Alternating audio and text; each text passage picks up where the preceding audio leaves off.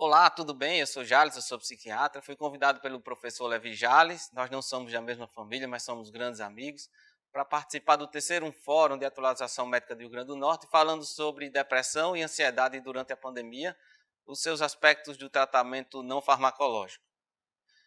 Vou fazer uma pequena diferença entre depressão e ansiedade, já que isso confunde bastante, onde a depressão, a principal característica é a alteração no afeto, ou seja, a diminuição das vontades e a tristeza e alterações na cognição, concentração, memória e também de sono, apetite e de funções sexuais. Sono de mais, sono de menos, apetite de mais, apetite de menos e a sexualidade principalmente uma diminuição.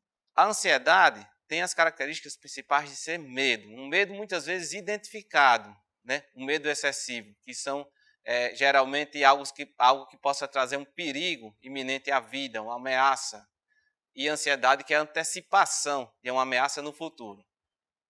Vejam que é bem diferente os sintomas de tristeza dos sintomas de medo. Às vezes a gente não consegue fazer essa diferença no consultório e isso atrapalha o diagnóstico. E aí, uma nova abordagem que é a ansiedade do tipo de transtorno do estresse pós-traumático, que são indivíduos expostos a um evento traumático ou estressante e apresentam uma característica de anedonia, disforia ou externalizações de raiva e agressividade e sintomas dissociativos. Isso tudo associado às lembranças recorrentes do trauma vivido.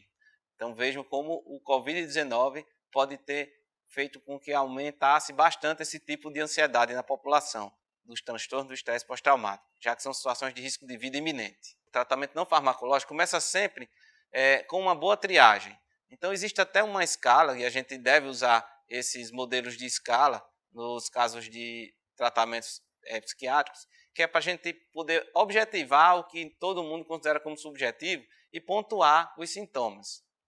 Então veja essa escala de ansiedade para o coronavírus, que onde a gente pode medir com que frequência nós experimentamos emoções do tipo sentir-se mal ou tonto, ou como se fosse desmaiar, quando a gente está exposto ou escuta, né, sobre o coronavírus.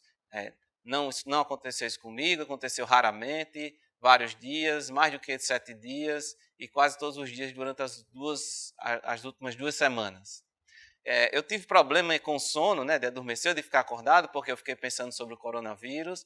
O número 3, eu me senti paralisado ou congelado quando eu pensei ou quando eu fui exposto a informações sobre o coronavírus. Eu perdi o interesse em comer quando eu estava pensando, eu também estava exposto a informações sobre o coronavírus. Ou eu tive náusea e dores no estômago, problemas no estômago, quando eu também fui exposto ao coronavírus. Então, sempre dentro de uma exposição a informações do coronavírus, a pessoa passa a sentir-se, né, a sensação de tontura ou de cabeça pesada, ou então fica com a dificuldade para dormir. E aí você pode pontuar isso para conseguir fazer uma boa triagem do quanto de ansiedade ou até de depressão essas pessoas apresentam sintomas e precisam de uma triagem para um tratamento. E o tratamento inicial é psicoterapia, ou seja, são sessões, né, com psicólogos principalmente, que são treinados para lidar com pessoas que estão com pensamentos e emoções relacionados ao coronavírus ou ao problema atual da pandemia. E a gente tem que, assim, falar em prevenção secundária, porque essas pessoas que já foram expostas e já estão apresentando alterações, já têm que ter uma rotina muito bem estabelecida de vida diária, apesar do confinamento, já tem que ter rotina de sono e fazer higiene do sono, alimentação adequada, isso aí é prevenção para quase todos os tipos de doenças, evitar bastante o uso de álcool e drogas, já que o confinamento também aumentou isso na população. E aí uma dica muito importante, esse foi estudado objetivamente na China, né, já que lá começou primeiro, que é o controle sobre o tempo de uso das mídias sociais. Mais de 3 horas por dia é risco para depressão e ansiedade.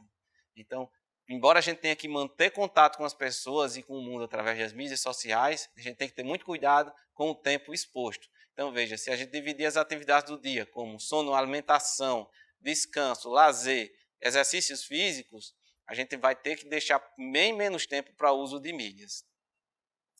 E ter muito cuidado com o risco alto para a síndrome de Burnout entre os profissionais. Isso aí também aumentou, porque muitos profissionais foram chamados para trabalhar em unidades onde eles não eram familiarizados, e também começaram a trabalhar muitas horas por dia. Várias pessoas até nem queriam ir para casa com medo de levar o vírus para seus familiares. Então, essa é a base do tratamento não farmacológico, que é fazer uma boa triagem do paciente, encaminhar para a psicoterapia e começar a estabelecer rotinas diárias, onde você inclui alimentação, o sono, exercício físico e a diminuição da exposição em mídias sociais, principalmente de assuntos relacionados ao coronavírus. O que esperar das pessoas que estão com problemas emocionais relacionados ao coronavírus, né? A reação psicológica a ser cuidada é de que sempre oferecer que a crise ela é finita, essa crise não vai durar para sempre, né? Essa incerteza que as pessoas ficam sobre a vida, a gente tem que tentar tratar isso, mostrando a realidade que o mundo já passou por várias outras crises e que essa crise também vai se acabar.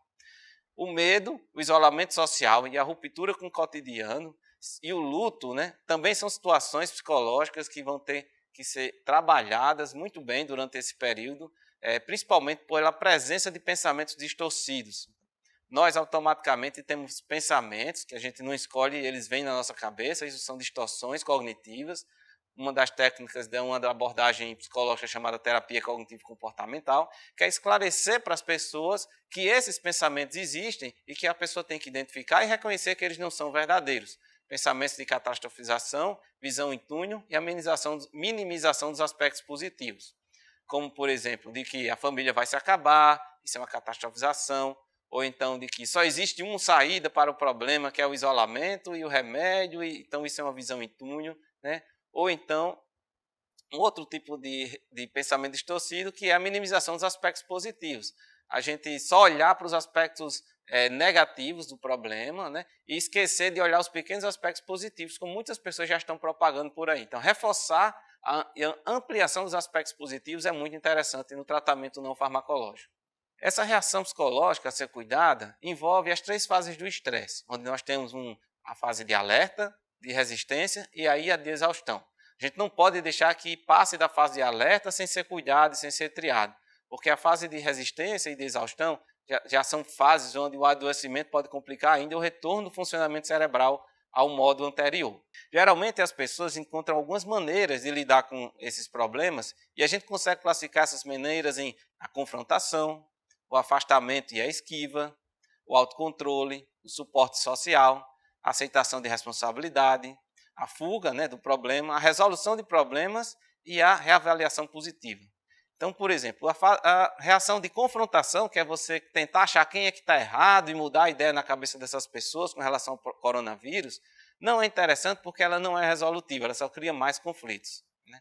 O afastamento e esquiva, pode ser uma boa reação no início, onde você começa a não tomar nenhuma decisão, ficar em estado de apenas de contemplação, mas em que depois esse problema, como o coronavírus, como ele é um problema real, de risco de vida, as pessoas vão ter que tomar alguma conduta.